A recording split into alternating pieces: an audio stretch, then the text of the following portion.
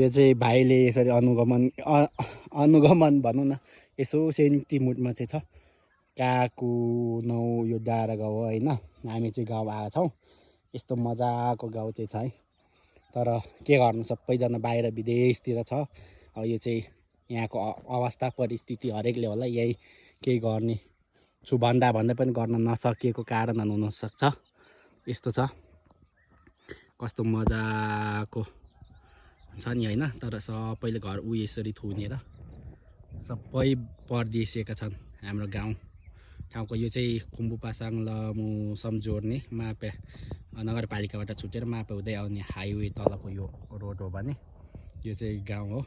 अनि यहाँ यति मात्रै होइन यो गाउँ यहाँ थोरै डिलले चेक्दो रहेछ। यो डिलभन्दा उँधो पनि यता साइड पनि छ होइन। यस्तो छ के कस्तो लाग्छ तपाईँहरूले कमेन्ट गर्नु होला। गाउँ छोड्नुको रिजन बताउनु होला। यो चाहिँ बेरोजगारी यहाँको असुविधा हरेक परिस्थितिले गर्दा हुनुपर्छ। यस्तो छ है गाउँ चाहिँ।